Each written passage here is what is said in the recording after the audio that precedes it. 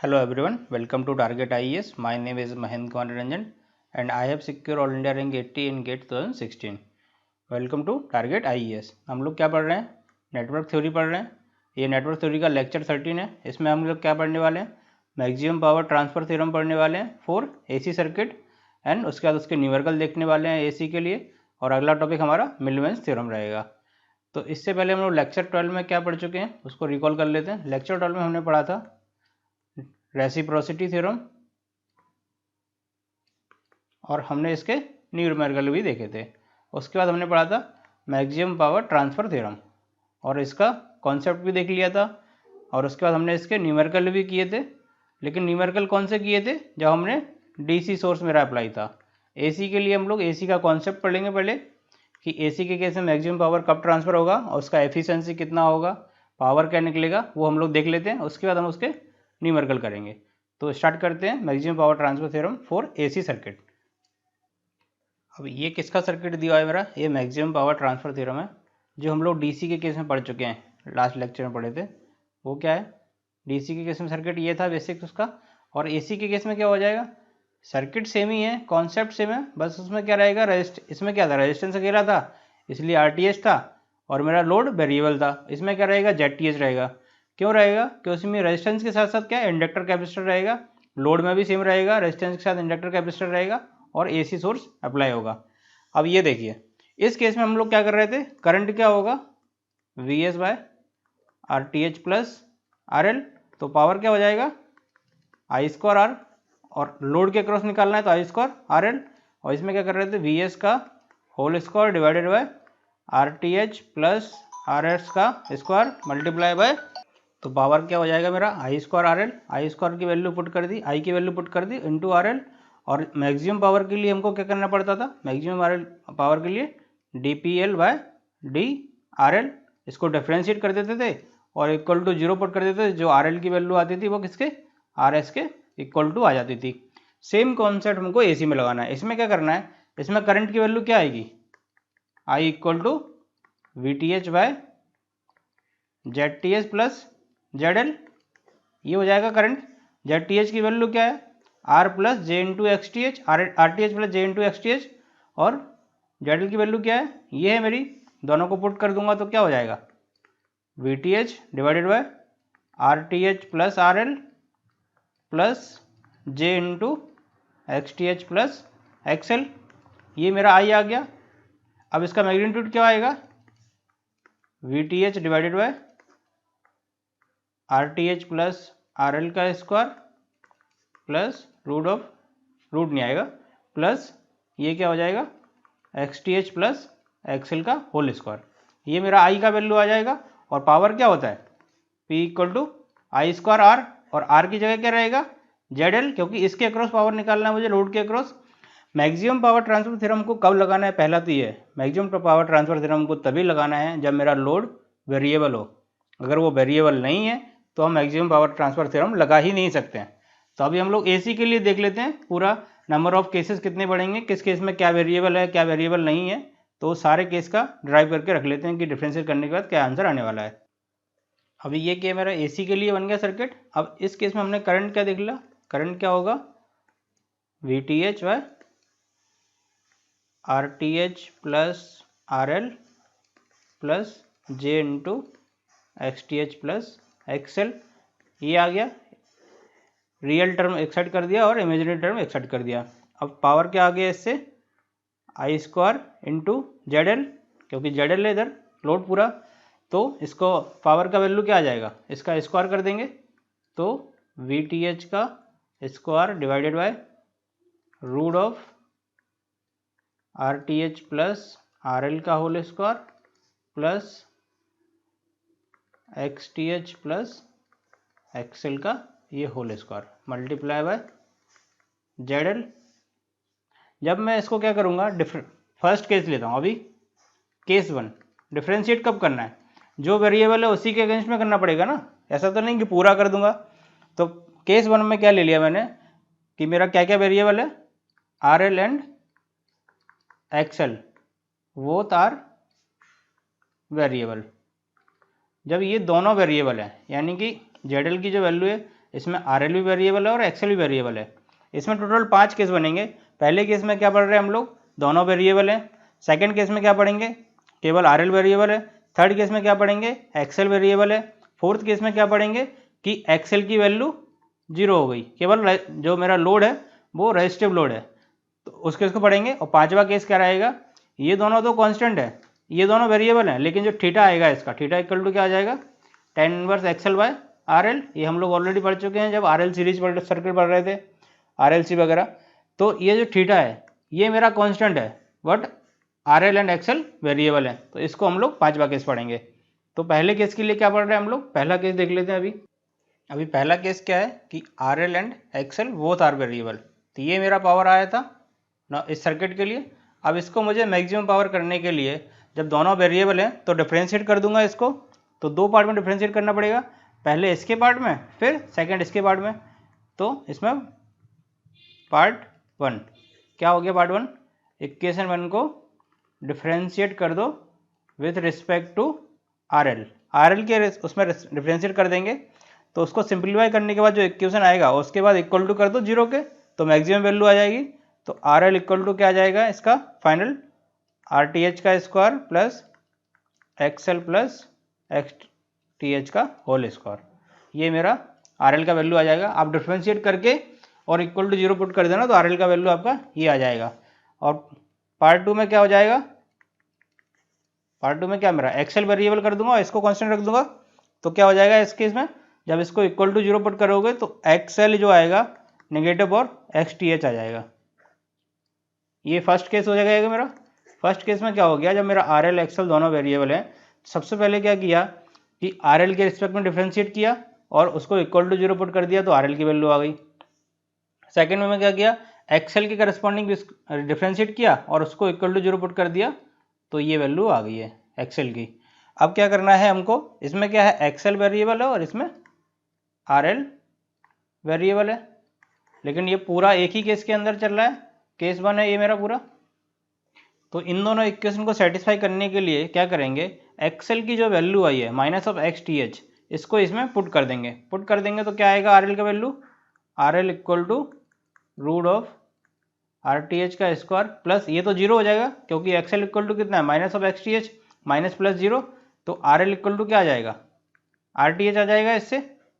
और मेरा DC के केस में क्या आ रहा था, RL इक्वल टू RTH आ रहा था। तो इस केस में भी अगर XL को मैं XL इक्वल टू क्या आ रहा है माइनस ऑफ XTH और इसको यहाँ पुट कर दूंगा तो RL की value RL equal to RTH आ जाएगा।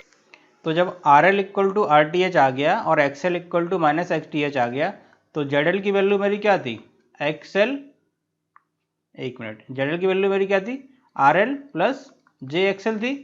तो ZL इसमें इक्वल टू पुट कर देंगे तो क्या हो जाएगा, RL इक्वल टू RTH और ये कितना हो जाएगा माइनस ऑफ JXTH। ये हो जाएगा ना वैल्यू पुट करने के बाद, ZL की वैल्यू पहले मेरी ये थी और जब मैं दोनों की वैल्यू पुट कर दूंगा तो ये क्या हो जाएगा RTH प्लस JXTH।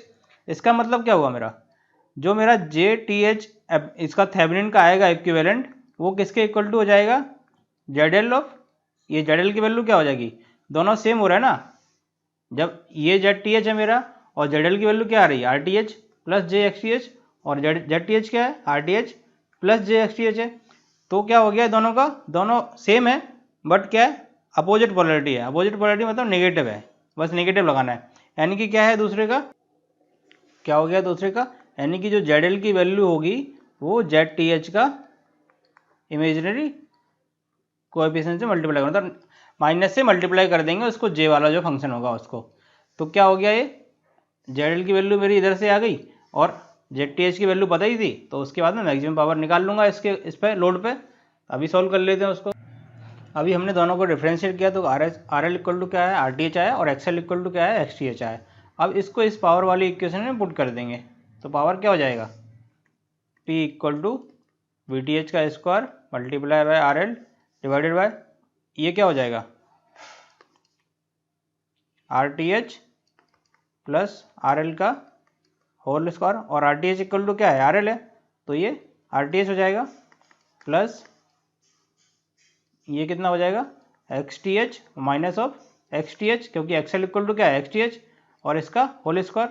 तो P इक्वल टू क्या आ जाएगा, ये रूट पूरा है और ये स्क्वायर है, ये स्क्वायर है, तो ये क्या हो जाएगा VTH का स्क्वायर प्लस RL का square divided by 2 into 2RL का होल स्क्वायर। अब होल स्क्वायर से क्या कैंसिल हो जाएगा, ये कैंसिल हो जाएगा ना स्क्वायर, तो ये कितना हो जाएगा P इक्वल टू, ये एक देख लेना, इसमें P का इक्वेशन ना गलत लग गया है। P इक्वल टू क्या होता है, आई स्क्वायर RL होता है, और I की वैल्यू मेरी क्या आई थी, I equal to VTH by root of RTH plus RL का whole square plus XTH plus XL का होल स्क्वायर, तो इसका भी रूट रहेगा। तो P equal to I square RL करूँगा, तो आई स्क्वायर करूँगा तो ये रूट हट जाएगा, ये रूट हट जाएगा, मतलब ये क्या हो जाएगा, P का वैल्यू VTH का whole square divided by RTH plus RL का square plus XTH plus XL का whole square multiply by RL। तो इसमें ये जो रूट हटाना भूल गए थे हम लोग, ये हटा है, ये नहीं है रूट, क्योंकि स्क्वायर करेंगे तो ये हट जाएगा रूट, तो इसलिए ये क्या रहेगा, नॉर्मल रहेगा। तो ये रूट भी नहीं रहेगा, तो इसका ये भी नहीं रहेगा, तो पावर इक्वल टू इसमें क्या हो जाएगा, तो पावर क्या हो जाएगा, P इक्वल टू VTH का square multiply by RL divided by 2RL का होल स्क्वायर, और P equal to VTH square into RL divided by 4RL square, RL से RL कट गया स्क्वायर से, तो क्या बचा VTH square divided by 4RL। और यही पावर मेरा किसके केस में आ रहा था, सेम पावर DC के केस में आ रहा था, और सेम इसमें आ रहा है। तो उसमें एफिशिएंसी कितना आ रहा था 50%, तो इसमें भी एफिशिएंसी कितना आएगा 50%। एफिशिएंसी क्या होता है, output power divided by input power, यही होगा ना पावर एफिशिएंसी। पावर एफिशिएंसी मतलब आउटपुट डिवाइडेड बाय इनपुट, तो ये मेरा इसमें भी 50% आएगा, क्योंकि उसका भी पावर का फॉर्मूला क्या था, यही आ रहा था। अभी हम लोग केस 2 देख लेते हैं। केस 2 में क्या देखने वाले, अभी क्या देखा पहले में कि RL एंड XL दोनों वेरिएबल हैं। अभी केस 2 में क्या देखेंगे कि केवल मेरा RL वेरिएबल है, XL कांस्टेंट। तो सेकंड केस क्या है मेरा, कि जब मेरा RL अकेला वेरिएबल है और XL क्या है, कांस्टेंट है। तो अभी क्या करेंगे, इक्वेशन 1 जो हमारी बनी हुई थी, इसको क्या करेंगे, डिफ्रेंशिएट करेंगे किसके रिस्पेक्ट में, RL के रिस्पेक्ट में, क्योंकि XL तो कांस्टेंट है तो एक ही बार करना पड़ेगा।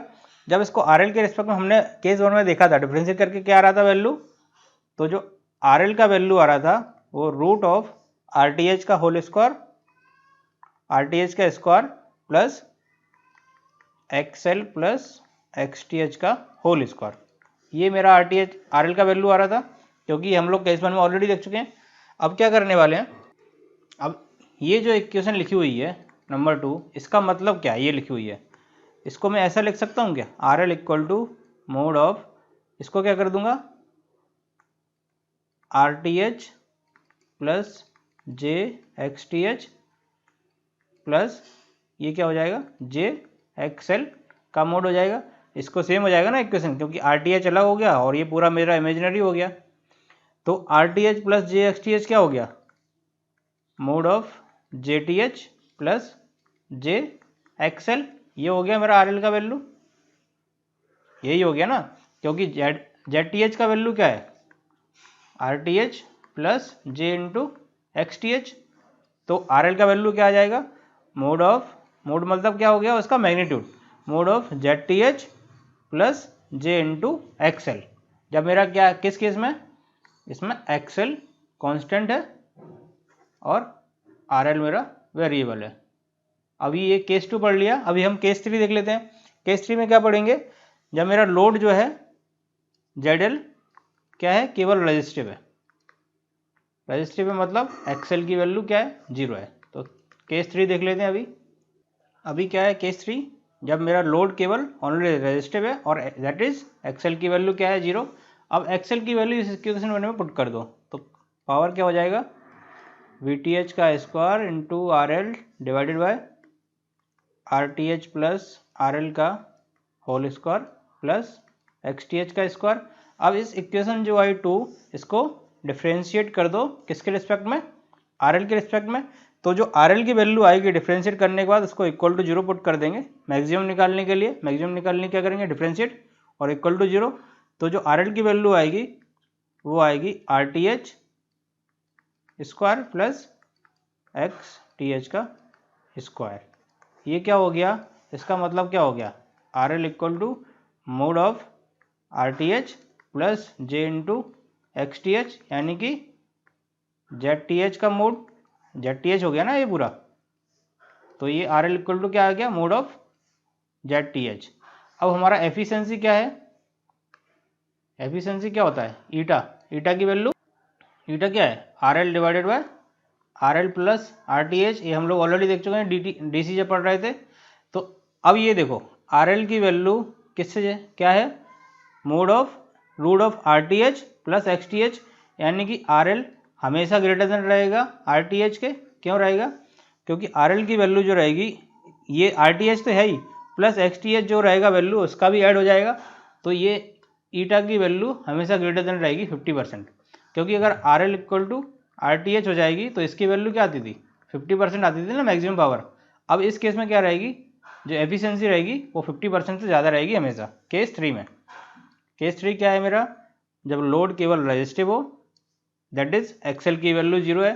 एक्सएल की वैल्यू मैं इस इक्वेशन में पुट किया, उसके बाद ये इक्वेशन बनी, इसको डिफरेंशिएट कर दिया with respect to R L, उसके बाद इक्वल टू 0 पुट कर दिया, तो आर एल की वैल्यू क्या आई, आर टी एच का square plus X T H का स्क्वायर, वो क्या हो गया, mode of Z T H हो गया।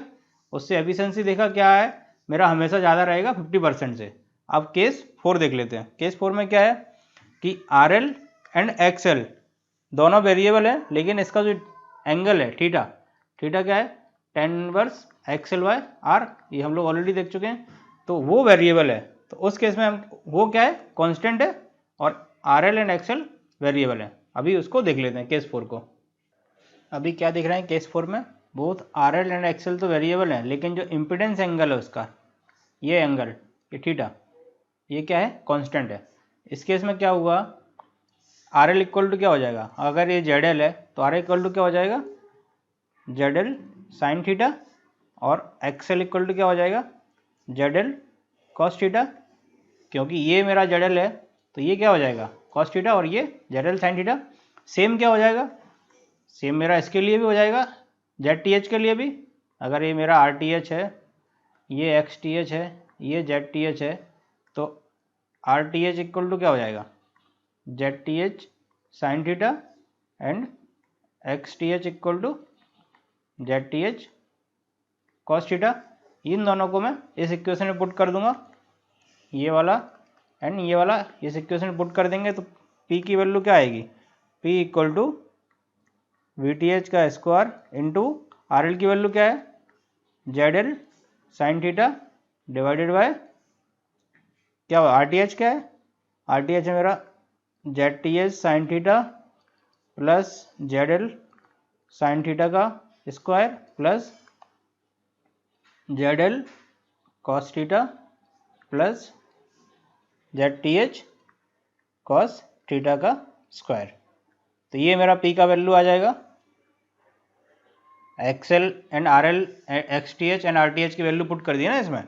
अब ये पुट क्यों किया मैंने, क्योंकि इसमें मेरे को देखो क्या है, R L and x L variable है, मतलब कि जेड एल मेरा वेरिएबल है, लेकिन साइन थीटा कॉस थीटा ये कांस्टेंट है, क्योंकि थीटा कांस्टेंट है। तो इस इक्वेशन को मैं, ये जो मेरा इक्वेशन आया पूरा 4th इक्वेशन, इसको किससे डिफरेंशिएट कर दूंगा, जेड एल से। जेड एल से डिफरेंशिएट कर दूंगा तो किसके इक्वल टू पुट कर दूंगा, उसके बाद 0 के इक्वल टू पुट कर दूंगा, क्योंकि मैक्सिमम पावर निकालना है। और उसके बाद जो फाइनल मेरा सिंप्लीफाइड बनेगा, जेड एल का वैल्यू आएगा, वो क्या आएगा डिफरेंशिएट करने के बाद, जब इस इक्वेशन को डिफरेंशिएट करेंगे D P L by D Z L and equal to 0 put करेंगे, उससे जो जेड एल की वैल्यू आएगी वो mod of Z T H रहेगा, यानी कि जेड एल इक्वल टू क्या हो जाएगा, under root of Z T H का स्क्वायर, यानी कि root of R T H plus R T H का square plus X T H का स्क्वायर। तो ये मेरा आ जाएगा केस 4 में, यानी कि जब थीटा मेरा कांस्टेंट है तो जेड एल का जो वैल्यू आ जाएगा mod of equal to mod of Z T H का वैल्यू, जेड थेवेनिन का वैल्यू। तो ये मेरा क्या आ गया, केस 4 में इसका वैल्यू आ गया। अब केस 5 मेरा क्या है, ओनली एक्सएल वेरिएबल है, केवल एक्सएल वेरिएबल है, आर एल क्या है, कांस्टेंट है। उस केस में और देख लेते हैं। तो ये मेरे पांचों केस होते हैं मैक्सिमम पावर ट्रांसफर थ्योरम के, और इन्हीं पांचों केस से न्यूमेरिकल आता है गेट के एग्जाम में 110%। अभी केस 5 क्या है, जब ओनली एक्सएल वेरिएबल है। अब ये देखो, जब हमने केस 1 पढ़ा था तो केस 1 में क्या था, आर एल एंड एक्सएल दोनों वेरिएबल थे, तो एक बार आरएल से डिफ्रेंशिएट किया था और उसको इक्वल टू 0 पुट कर दिया, तो क्या आया था आरएल का वैल्यू क्या आया था, रूट ऑफ आरटीएच का square plus XL plus XTH का, ये आया था। और एक बार किसके रिस्पेक्ट में डिफरेंशिएट किया था, एक्सएल के रिस्पेक्ट में डिफरेंशिएट किया था, तो एक्सएल का वैल्यू क्या आया था, तो एक्सएल का वैल्यू क्या आया था मेरा, एक्सएल इक्वल टू आया था माइनस ऑफ एक्सटीएच।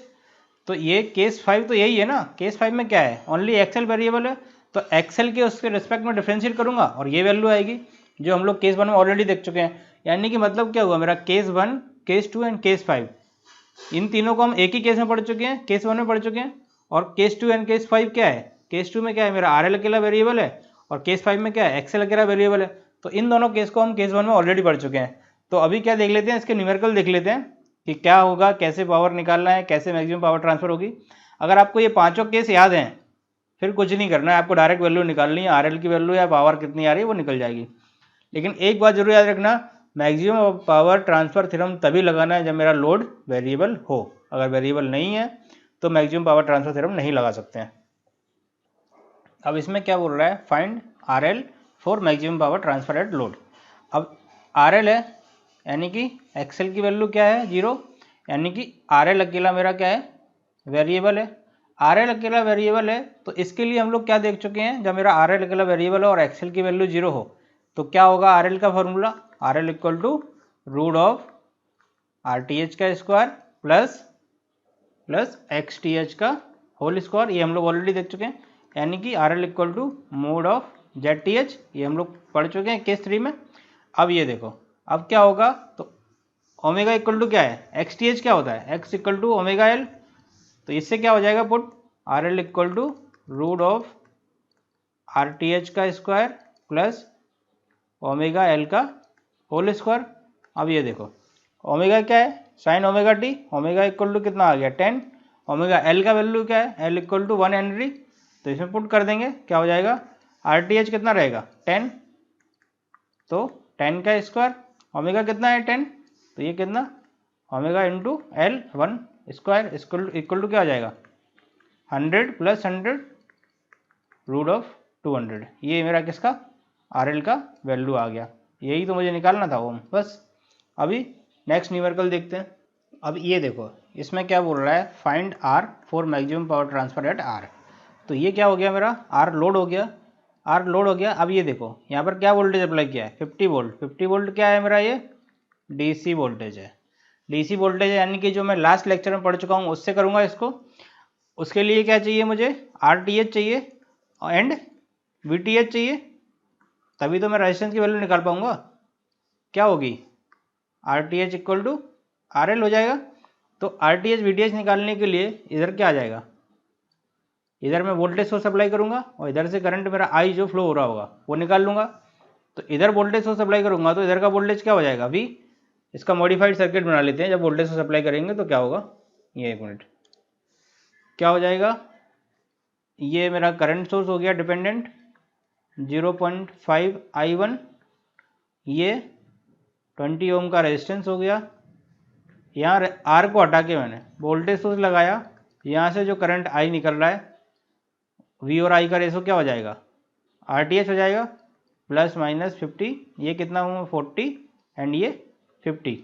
तो इधर वोल्टेज वी है तो इधर का वोल्टेज क्या होगा वी, तो इस पर KCL लगा देंगे, KCL एट वी, तो क्या हो जाएगा 0.5 I1, ये इनकमिंग करंट हो गया, प्लस इनकमिंग करंट क्या हो गया, ये आई हो गया, प्लस आई, और I1 कहाँ फ्लो हो रहा है, ये हो रहा है I1, इक्वल टू क्या हो जाएगा आउटगोइंग करंट, तो V divided bye 20 plus V minus 50 divided bye 40।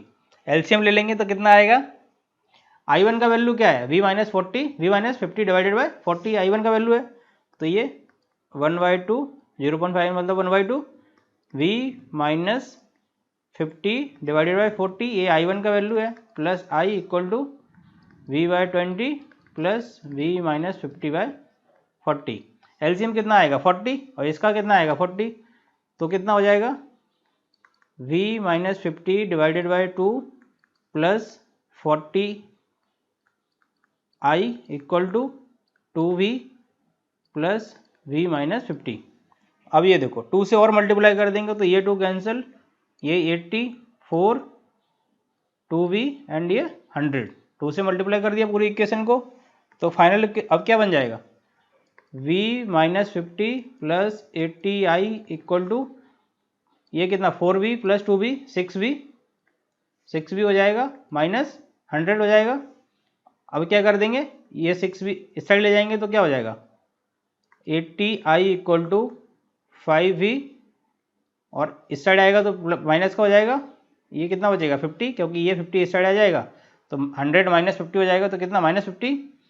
तो v इक्वल टू क्या हो जाएगा 80i/5 प्लस 50/5, क्योंकि 5 से डिवाइड कर देंगे तो ये कितना जाएगा 16 और ये 10, तो v equal to 16i plus 10।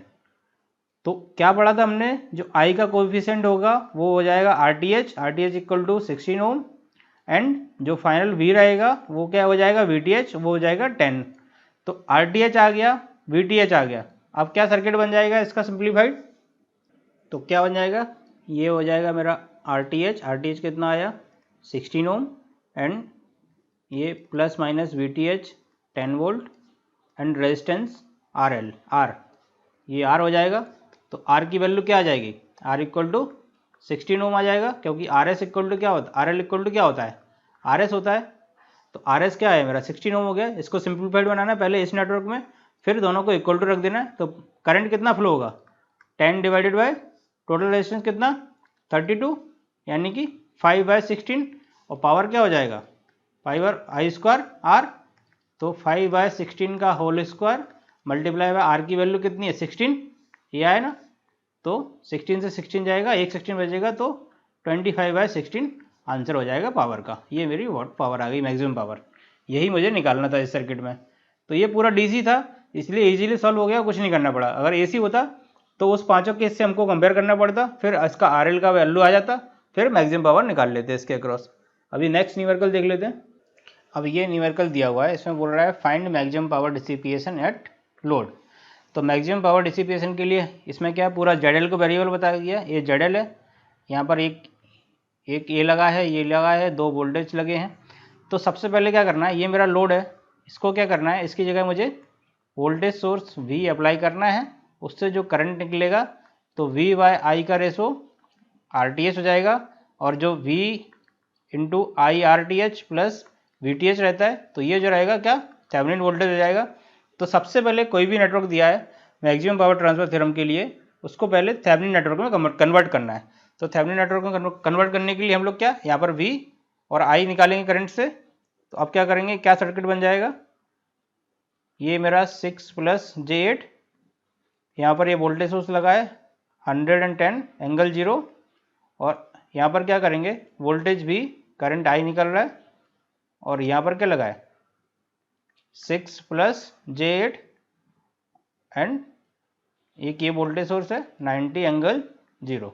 तो इस नोड पे KCL लगा देंगे, इधर क्या हो जाएगा V, तो V minus 110 angle 0 divided by 6 + j8 plus V minus 90 angle 0 6 + j8 equal to incoming current कितना है I।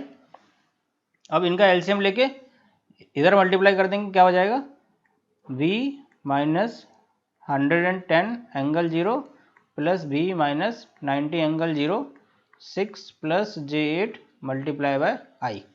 अब ये देखो क्या हो जाएगा 2V माइनस ऑफ 110 और 90 कितना हो जाएगा 200 एंगल 0, क्योंकि दोनों का एंगल सेम है तो ऐड हो जाएंगे, equal to 6 + j8 into I।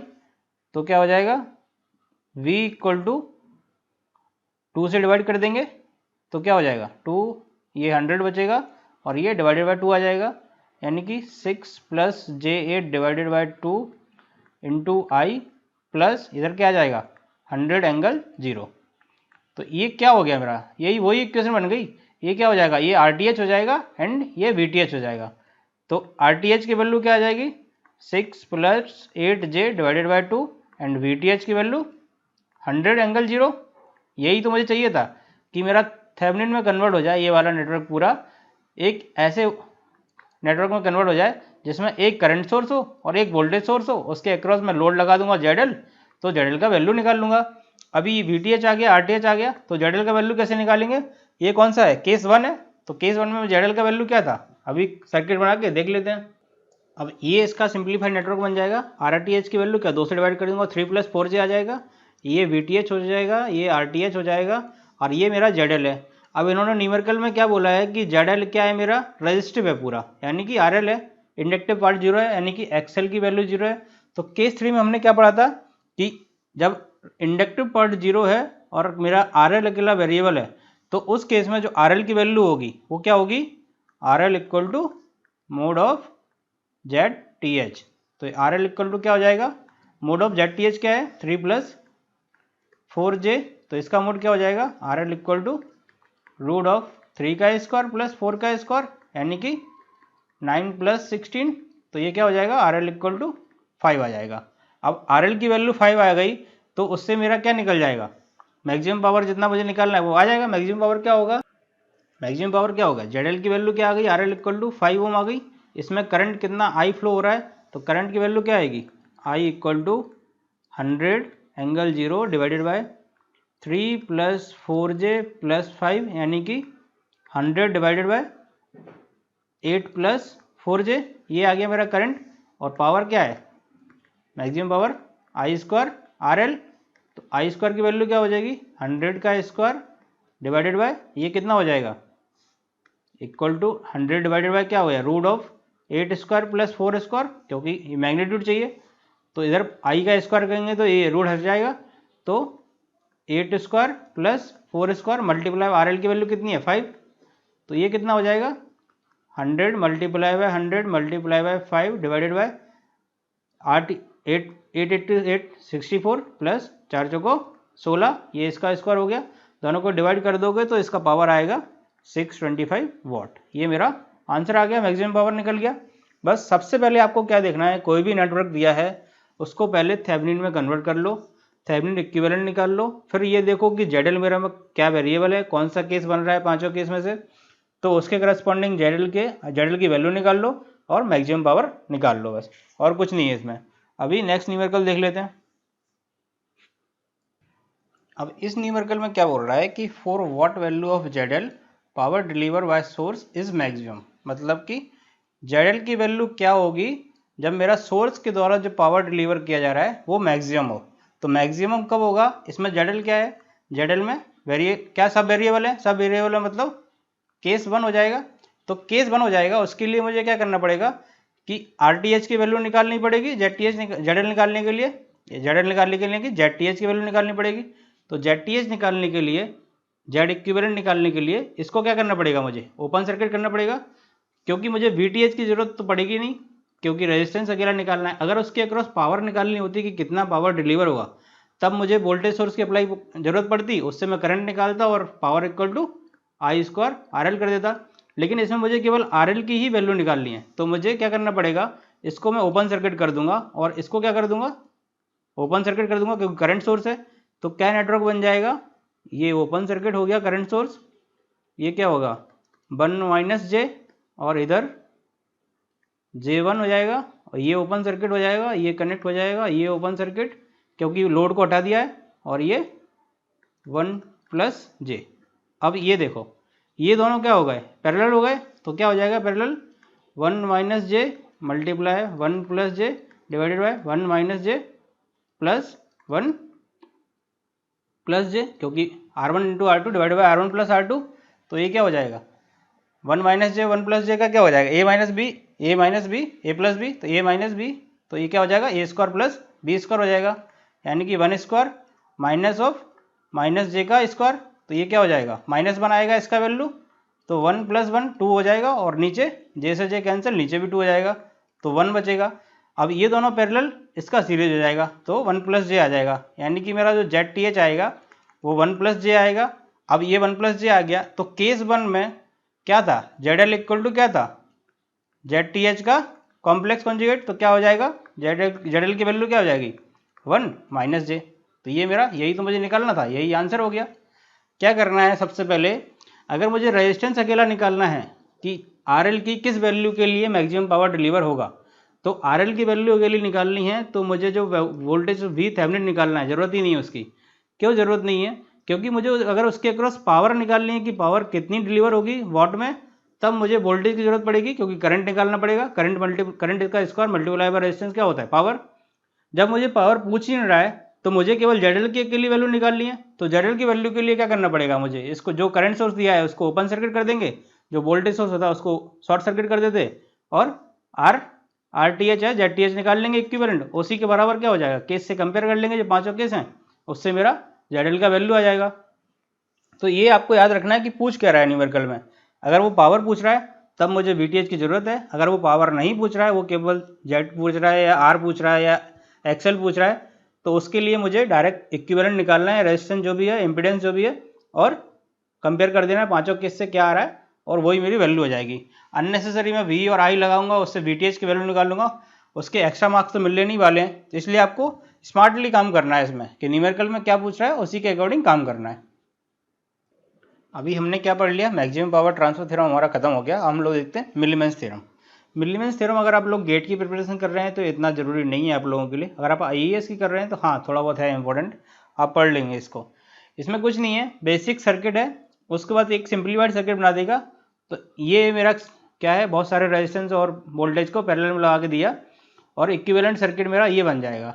Equivalent circuit ये बन जाएगा तो इस केस में क्या हो जाएगा, जो R' की वैल्यू होगी, R' क्या हो जाएगा? RTH के इक्वल टू हो जाएगा। RTH क्या होगा? इन सबका पैरेलल रेजिस्टेंस होगा, क्योंकि AB के अक्रॉस जो मुझे रेजिस्टेंस क्या निकलेगा, वोल्टेज सोर्स को मैं क्या कर दूंगा, शॉर्ट सर्किट कर दूंगा, तो ये सब पैरेलल में आ जाएंगे। तो पैरेलल में आ जाएंगे तो क्या हो जाएगा, पैरेलल रेजिस्टेंस क्या होता है, 1/R' equal to 1/R1 plus 1/R2 dot dot 1/Rn। ये हो जाएगा मेरा किसका, 1/R1 का वैल्यू। तो इससे R' क्या आ जाएगा मेरा, R' इक्वल टू, इसको अपोजिट कर देंगे, 1/R1 plus 1/R2 plus 1/R3 dot dot dot 1/Rn। ये मेरा क्या हो जाएगा, R' का वैल्यू आ जाएगा। ये हो गया R'। अब मुझे क्या निकालना है, VDS निकालना है। तो VDS निकालने के लिए क्या करना पड़ेगा, VDS निकालने के लिए हमने जब थेवेनिन पढ़ रहे थे तो थेवेनिन में हमने क्या देखा था कि VOC equal to ISC into RTH, यानी कि इसके अक्रॉस अगर मैं शॉर्ट सर्किट करंट निकाल लूँ ISC, तो क्या हो जाएगा मेरा, RTH मुझे पता चली जाएगा इनका पैरेलल निकाल के, तो VOC यानी ये VDS आ जाएगा। तो VDS इक्वल टू क्या हो जाएगा, I' इंटू R', क्योंकि R' मेरा क्या लिया, RTH, तो करंट क्या लूँगा, I' ले लूँगा। तो I' मेरे को पता है, R' की वैल्यू पता है, तो VDS की वैल्यू आ जाएगी।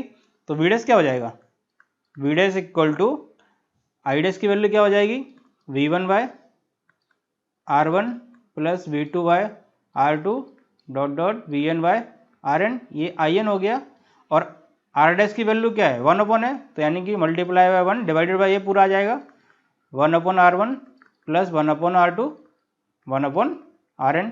ये मेरी VDS की वैल्यू आ गई। कुछ नहीं है, एक नेटवर्क दिया है, उसको सिंप्लीफाइड नेटवर्क बना दिया ये वाला बस। और नॉर्मल आपको KVL KCL लगा के VDS RDS की वैल्यू निकालनी है, जो आप निकाल लेंगे। आप नॉर्मल अगर KVL KCL नोड एनालिसिस लगा के ये सब निकाल सकते हैं। जरूरत नहीं है इतना सब पढ़ने की इसको, अगर आप स्पेशली गेट के लिए तैयारी कर रहे हैं तो इसको आप नॉर्मल भी कर सकते हैं, मैथ्स एनालिसिस वगैरह या नोड एनालिसिस लगा के कर सकते हैं।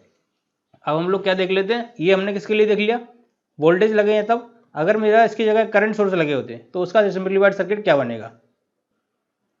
अभी हमने किसके लिए देख लिया, वोल्टेज के लिए देख लिया। अभी ये क्या, करंट सोर्स एंड रेजिस्टेंस लगा है, तो इसमें R' क्या हो जाएगा, जब इसको ओपन सर्किट कर देंगे तो ये सारे सीरीज में आ जाएंगे।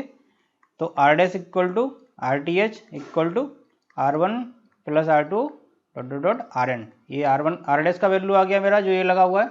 और करंट क्या आ जाएगा, I इक्वल टू क्या हो जाता है, VOC/RTH। ये हम लोग ऑलरेडी देख चुके हैं ISC। तो I' इक्वल टू क्या हो जाएगा, I' equal to V divided by R'।